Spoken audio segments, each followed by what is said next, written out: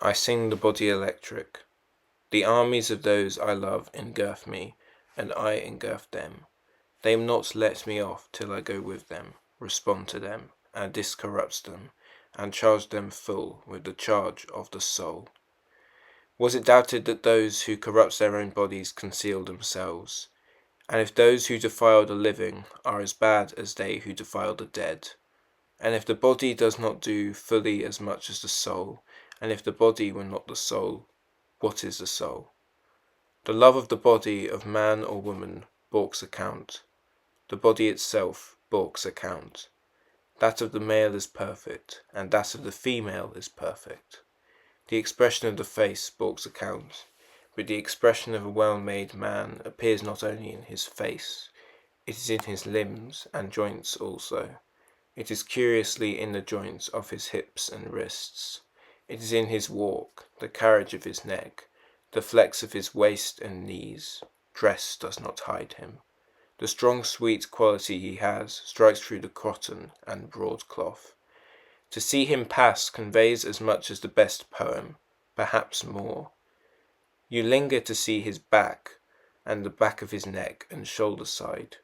The sprawl and fullness of babes, the bosom and heads of women, the folds of their dress, their style as we pass in the street, the contour of their shape downwards. The swimmer naked in the swimming bath, seen as he swims through the transparent green shine, or lies with his face up, and rolls silently to and fro in the heave of the water. The bending forward and backward of rowers in rowboats, the horseman in his saddle. Girls, mothers, housekeepers, in all their performances.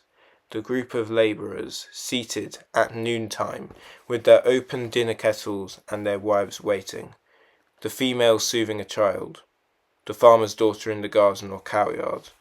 The young fellow hoeing corn, the sleigh driver driving his 6 horses through the crowd, the wrestler of wrestlers, 2 apprentice boys, quite grown, lusty, good-natured, native-born, out on the vacant lot at sundown after work, the coats and caps thrown down, the embrace of love and resistance.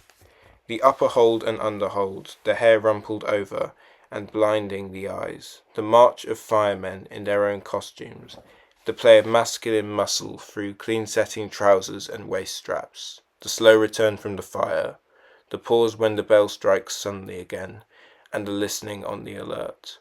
The natural, perfect, varied attitudes, the bent head, the curved neck, and the counting.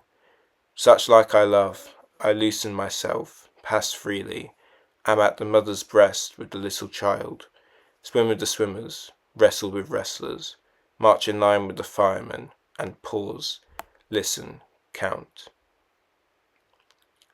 I have perceived that to be with those I like is enough.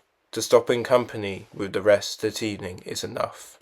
To be surrounded by beautiful, curious, breathing, laughing flesh is enough. To pass among them, or touch anyone, or rest my arm ever so lightly round his or her neck for a moment, what is this then? I do not ask any more delight, I swim in it as the sea. There is something in staying close to men and women and looking on them, and in the contact and odour of them, that pleases the soul well. All things please the soul, but these please the soul well.